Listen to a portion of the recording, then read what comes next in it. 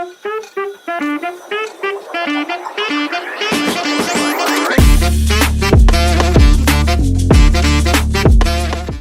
teman-teman semua, masih dengan saya Tirta Peng dan kali ini di konten baru bersama 4Wave. Ya, ini logonya ini akriliknya baru dibuat hamin 12 jam.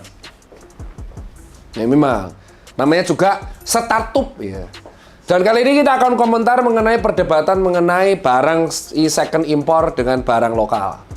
Saya harus ada debatnya ini. Sayang Cingok lagi jaga booth di Depok Thrift Market.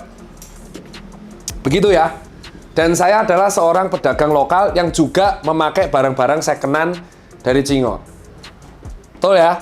Nah, video ini akan rilis pakai timestamp di reel cuplikannya dan akan rilis juga di YouTube. Hal pertama, dari segi UMKM. Dari point of view UMKM, ya kan? Ini saya pakai Supreme lagi, tapi bawahnya Eiger. Wah, ini Eiger loh. Ini Eiger loh. Ini Supreme. Bawahnya Reebok. Maskot, brand lokalnya cuma Eiger. Nah, dari point of view UMKM atau brand lokal, kita tuh bayar pajak, bos. Namanya tuh PPh final. Yang dibayarkan 0,5% per bulan. Ya. Bagi orang yang beromset 500 juta sampai 4,3 M, kalau nggak salah. Nomor 2, brand lokal atau UMKM, untuk ngebuat sebuah toko, itu harus punya SIUP. Harus punya izin. Ya, harus punya izin. Dan kalau kita jual, kadang kalau udah gede, itu harus pakai PPN, 11%. Ya, itu baru satu. Pertanyaan saya, banyak penjual thrifting atau penjual barang second ya, kita jangan bilang thrifting deh, penjual barang second ya. Karena thrifting itu konotasinya beli kegiatan aktivitas ngebeli barang second. Ya kan bisa jadi thrifting brand lokal kan. Bal impor deh, brand second impor. Kegiatan seperti itu yang jual juga rata-rata UMKM. Dari dulu, setahu saya di Pasar Senen, Gede Bage, Pasar Uler, Sekaten, Pasar Malam, itu juga jualinya barang second, namanya Awul. Bener ya? Awul, awul-awulan. Awul, bukan Aul. Aul tuh timnya 4Wave. Awul. Ya, betul ya? Clear ya di situ ya? Jadi dari dulu sebenarnya tradisi menjual barang second tuh ada. Betul? Sebenarnya hal seperti ini sudah dilarang dari ada peraturannya, kalau nggak salah peraturan yang dikeluarkan di bawah Kemendak. Dilarang menjualkan barang bekas impor karungan. Ya, betul kan? Larangannya ada. Betul ya Nil? Betul ya Jo? Tapi kenapa aktivitas jual belinya ada? Yang dipermasalahkan sekarang adalah kami sebagai brand lokal sebenarnya itu nggak ada masalah sama sekali.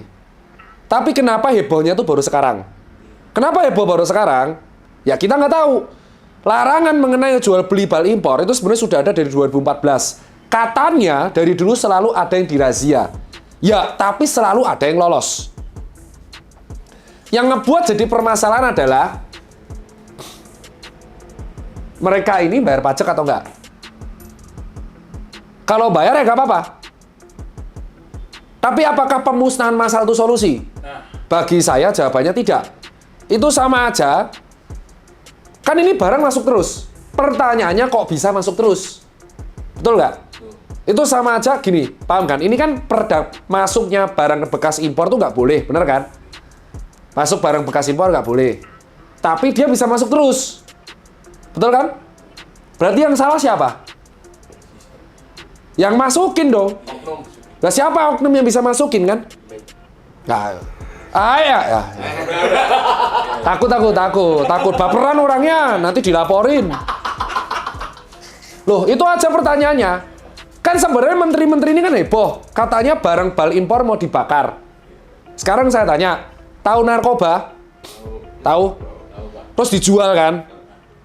Pernah lihat orang barang buktinya dimusnahkan? Ganja, coy. Barang bukti ganja dibakar cara musnahinya. Swing-swing bareng itu semuanya. Nah, pertanyaan tuh seperti ini, bro. Ketika narkoba masuk, barang dimusnahkan, sebenarnya kan bandar dapat bandar besar kan? Yang harusnya ditanya adalah kenapa bisa masuk ke Indonesia kan? Non ganja ya, kayak sabu dan kan. Nah, sama seperti barang bekas impor ini. Kalau bisa masuk ke Indonesia dan dijual oleh pengecer, yang salah menurutmu pengecernya atau yang masukin? Kesalahan paling fatal adalah siapa yang masukin? Karena peraturannya kan dilarang memasukkan kan? Dilarang impor kan?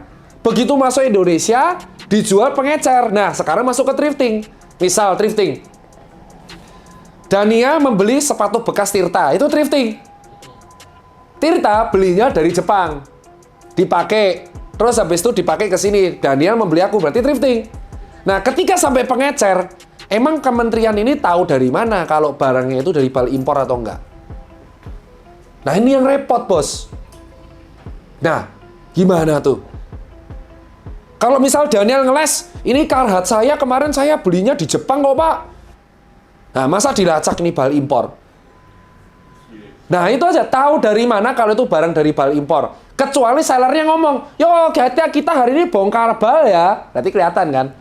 Nah, sekarang kalau pengecer, tahu dari mana yang dijual pengecer, dijual Cingo aja. Itu aja aku nggak tahu yang dijual Cingo itu barang dari mana. Karena ada barangku di situ. Laku juga. Bener nggak? Nah, jadi yang jadi masalah adalah kalau mau serius membuat kebijakan, terapkanlah siapa yang masukin. Kalau sudah masukin dan beredar di pengecer, itu sudah susah ngelacaknya. Yang dilakuin adalah membakar barang bukti. Dibakar.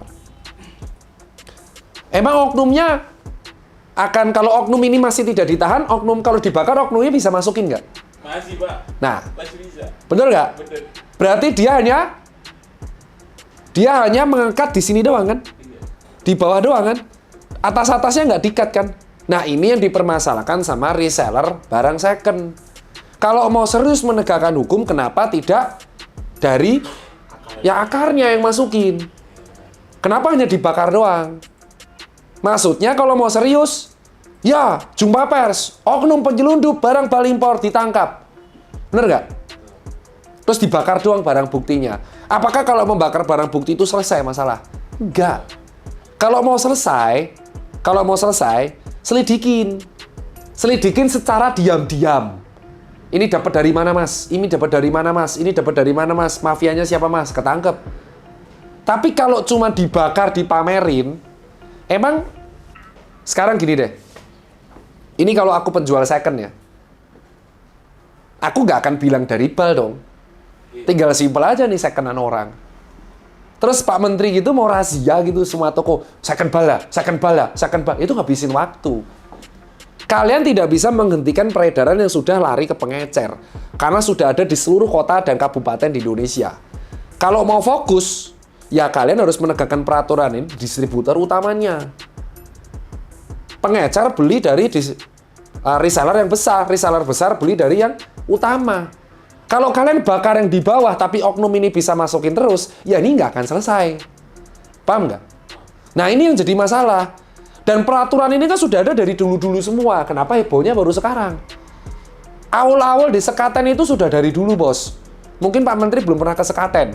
Saya ajak besok ke Sekaten Jogja atau Solo. Itu ada awal-awal kayak gitu tuh. Dan sudah dari dulu. Harusnya kalau mau impian kayak apa? Diatur.